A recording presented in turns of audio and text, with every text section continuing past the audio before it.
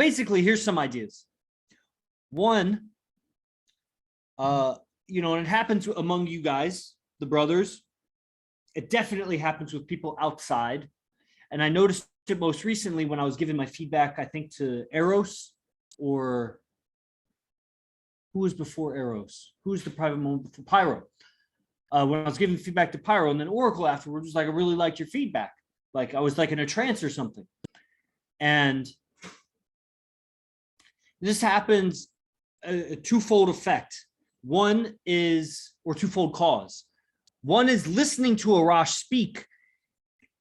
There, you pick up a rhythm and you pick up a kind of certainty, because it's one thing to have a rhythm, but you got to speak with certainty and intention, not necessarily the intention to like hypnotize or trance somebody, but just with intention.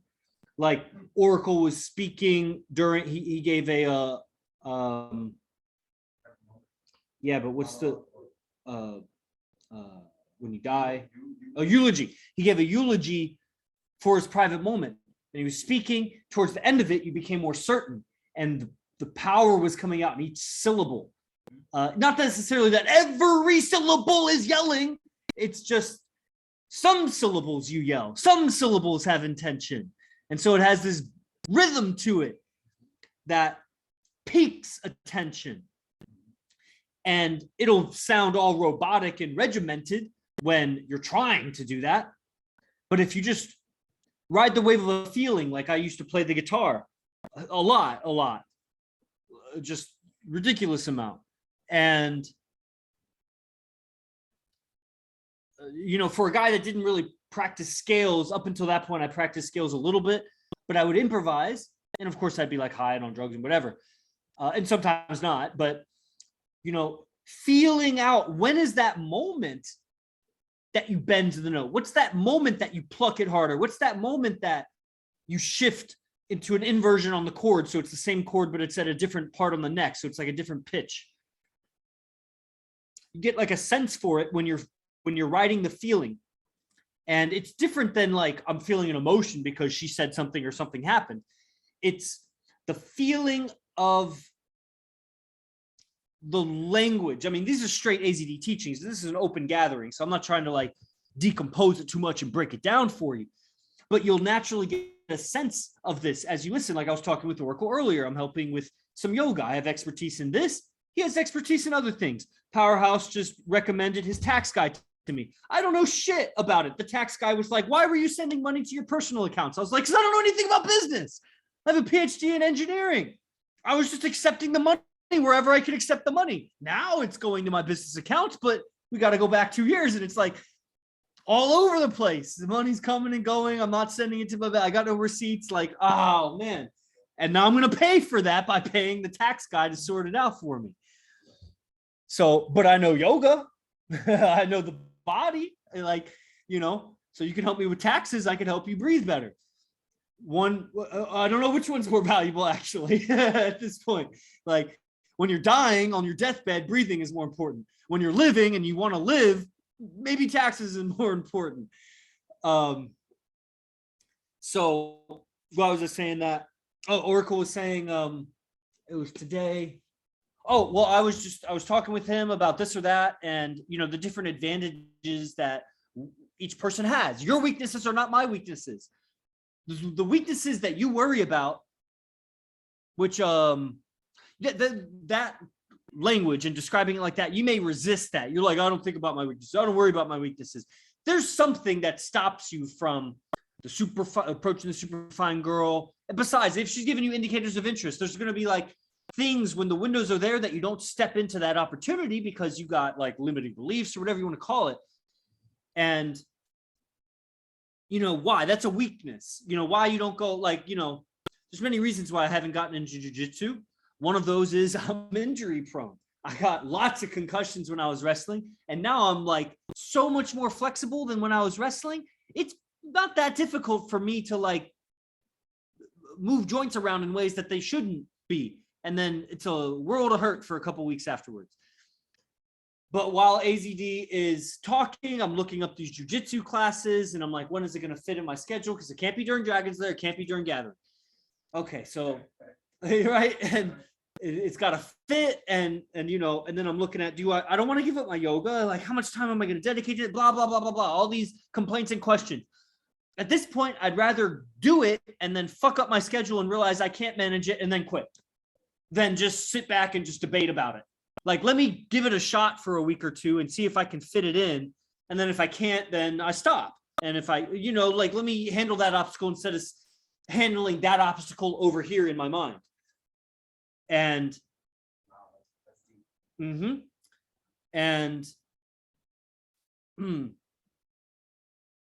so we were talking, and I have weaknesses, places where I hesitate. Monster doesn't hesitate on the same things that I monster about. Monster doesn't hesitate on the same things I hesitate about. But I'll bet there's some things that I don't hesitate about that you guys would hesitate about. One of those things, like Zay can understand, when it comes to selling beast camps. I don't hesitate to say some things. You guys hesitate to say some things. But with training, you will not hesitate as much. And training is not me necessarily training you. It's like practice. Maybe a little bit of me training you or whatever. So, you know, Oracle and I are talking briefly, and I'm like, listen, like, Oracle's a high-level guy. A lot of you are high-level guys. Master myself, high-level guy. Powerhouse, very high-level guy. Master Pyro, very high-level guy. So it's not taking away from you your level of attainment in this life. But I'm telling Oracle about whatever your weaknesses are, like being able to communicate that the way, like there are some things that you experiences that you have that may be traumas or maybe bad experiences, negative experiences or whatever, but you're past those. You survived those. If you know how to talk about those, if you just know how to talk about it, the tonality, the language, how you put the words together to describe it, how you check for understanding with the other person so that you can see if they're closing or opening to what you're saying, how to communicate it, then those are DHVs. Those things that are weakness or you're considering weaknesses could be strengths. And the reason I know is because I've made a lot of that happen for myself. And here's what I mean about you guys are high level. I've been studying AZD for 7 years, guys, 7 years. Now, maybe you think after 7 years, I should have a harem of 20 women and I should be, I don't know what you think I should have after 7 years of study. I'm more free mentally. I'm more free from the system. Of course, as I say that, I got to pay my taxes now. So we'll see how fucking free from, you know, there's a freedom in my expressiveness that is the result of 7 years of listening to lectures.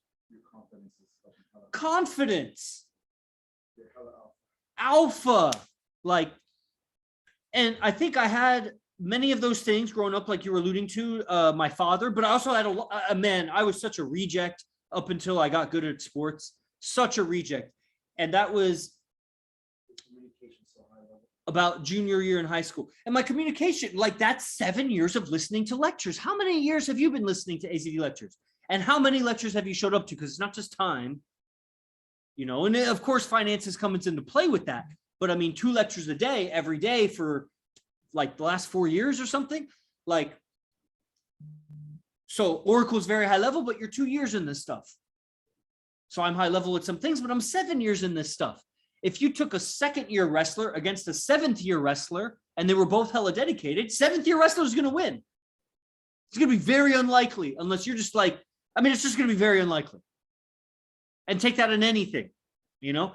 Zay's a web designer. Take someone who's been going at it for 7 years with all he's got, and someone that's been going at it for 2 years with all he's got. The 7-year guy is going to do better at that thing. General web design. I mean, if the 2-year guy may have a specialty in something and he can apply it to his specialty, he's best at restaurant websites that have menus and those kind of like order to pick up to order or whatever. He's good at that thing or whatever he's good at, you know, so he can apply it in his niche and be the best. But generally, Zay Simba or whoever the web designer is going to be better if he's going at it longer. So as you listen to AZD lectures, you'll naturally pick up rhythm and certainty. And there was a twofold cause. What was it? One was listening to lectures. Oh, the other one is streaming and podcasting or whatever. My podcast isn't very successful. I mean, if you looked at the numbers, you might be proud of it. It's got like over 30,000 views or whatever. That's nice. You know, it's got like 600 hours of view or whatever. It's nice to think that I put out content and 600 hours has been viewed or whatever. I mean, it's a drop in the bucket. That's really small. My yoga YouTube has like 100,000 hours of view or whatever. So getting practice at monologuing, you know, like right now I've just been monologuing for a duration of time. You start to regulate your breathing because you're long-winded, so you're projecting your voice, speaking clearly. So many things happen to your voice that wouldn't happen if you were just listening to Arash lectures. And it's not that I necessarily teach what I learn in Arash lectures, like I do, and at some points I have like gone through my notes because I didn't know what to say or whatever, or I wanted to be extra powerful, so I wanted to put together some power notes or whatever. But so this thing, of listening and receiving and of putting it out and integrating it into your system, and you get better at it, and it unfolds naturally.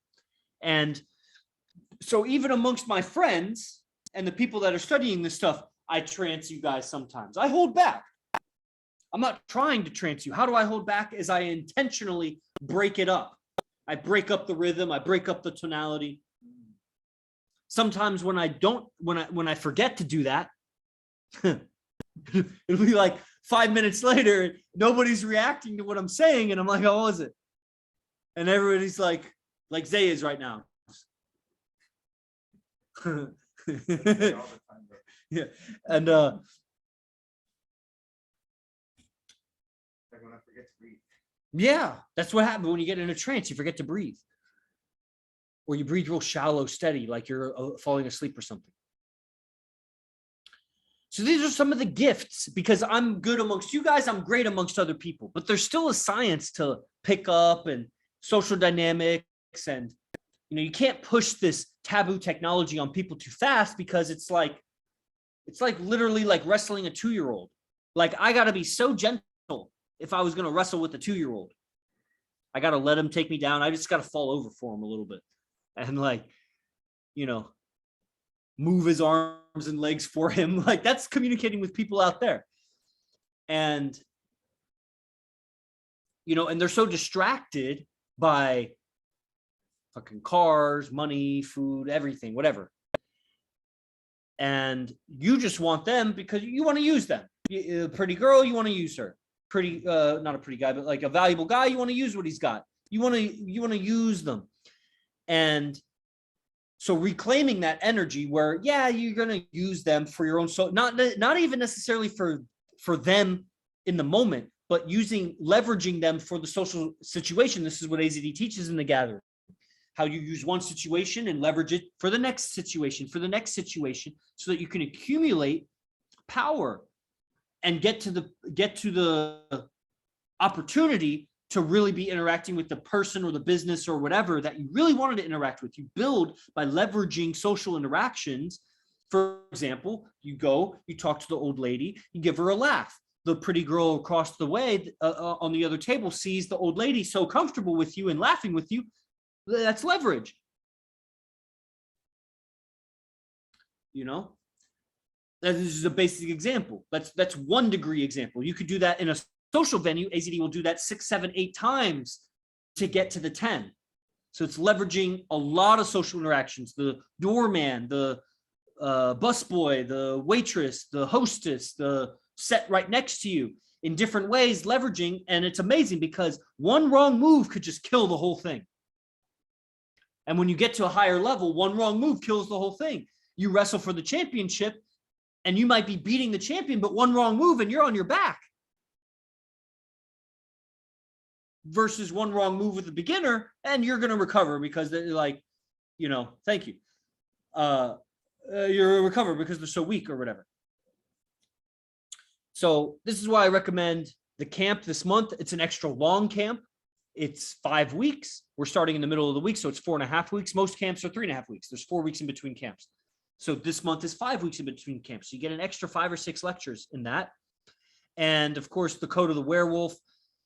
Integrate, like I sent in the email, integrating the shadow self and going into some of those darker aspects, like me looking up jujitsu classes and committing to going. There's, you wouldn't see, my weaknesses are not your weaknesses. You wouldn't know the resistance I have to that. You wouldn't know when I would go to wrestling tournaments with my dad after I was done wrestling, just to support my high school team or whatever. When I was visiting in Maryland, I would have next to panic attacks. I don't want to be here. I don't want to be here. There's so much negativity anchored to that in my history. It's just absurd. You wouldn't have that. You'd be going there as just a fresh, uncauliflowered ear, healthy joint, human being. I'm going there with, my neck like this, my shoulder like that, but my ears are tough. Okay.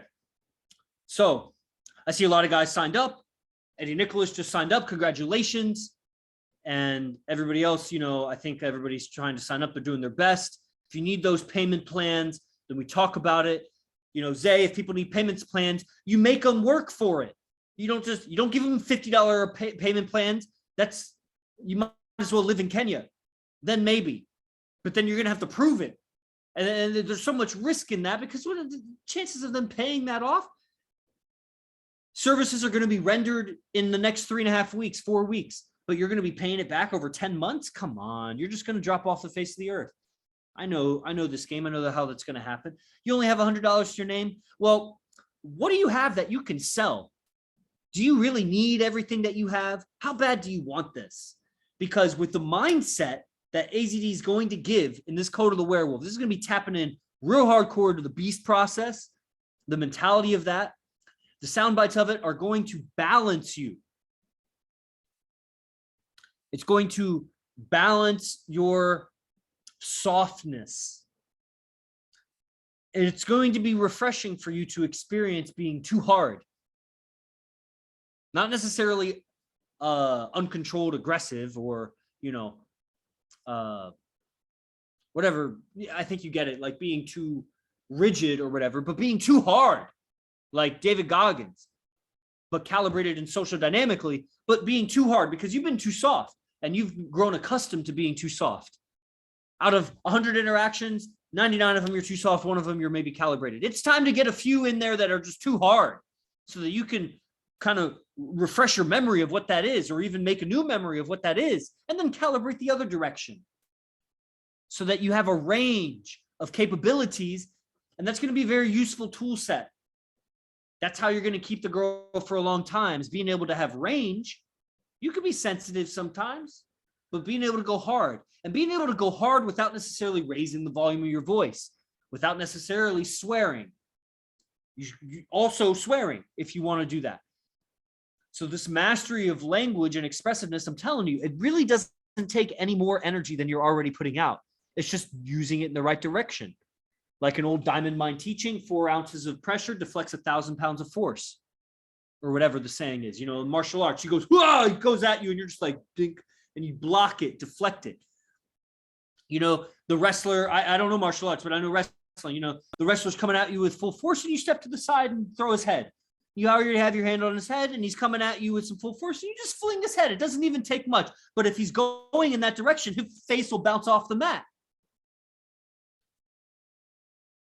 So it's not necessarily like more energy output you need. It's just the right words at the right time, the right tonalities. And you learn this, you piece it together by listening to a lot of lectures and being fully involved in it, and part of getting fully involved in it is emptying your wallet, man. I'm telling you what, because when you feel the pain of that loss of survival value, because that's what it feels like when you're spending all your money, you're like, man, now I'm going to survive less. Well, there's the urgency. That's the urgency that it takes to really assimilate this to the depth that you feel that exchange. That's to the depth that you're going to learn. So if it's easy for you, well, it's going to be tough to learn it to the depth. That's where the private moments come. If money is not that big a deal, or you have extra and you come to a private moment, that's how you're going to tap into the core and the depth of your nervous system. If you're not able to afford that, well, you afford what you can and then push a little extra, and then you're going to tap into that nervous system, that survival part of your nervous system, whatever it's called, reptilian brain. Okay, so who's next? Who's streaming after me? If my bird is here, I didn't know AZD was going to do that segment. My plan was actually to talk. I was going to ask questions of Pyro. I was going to talk with Jordan Amari. I was going to talk with Oracle. I was going to try to talk with everybody. I probably should have done that anyway. I was going to talk with Prophet. Jesus, Prophet just in a private moment. Master Pyro just a private moment. Oracle in a private moment. Like, I want to talk to these guys. I hope that they want to talk, that they want to share. They already stream. So maybe they, maybe they could just invite you to their streams. I recommend that. Perhaps this segment that I did, I'll clip out and put on the YouTube, but whatever. You all should be getting every one of your guy friends, every one of the guy acquaintances on Dragon's Lair. How many guys do you know? Why aren't they on Dragon's Lair? Are you going to lose business if you invite them? Okay, well, then maybe don't invite them. If they're just a client, you're going to lose business. If they hear this information, then don't invite them. But how many other guys do you know? Are you just like leaving them there for nostalgia, for memories, fond memories? So in the future, you can be like, yeah, I went to school with that guy. Invite them. They don't have money. Doesn't matter. Invite them. You'd be surprised how much money they have stashed under their bed, stashed in some secret bank account. They got it stashed for a rainy day because their philosophy of life came from a different generation in a different condition, and they haven't revisited their beliefs about it. Just get them exposed to Arash. Let them hear the power. Let them hear what the information.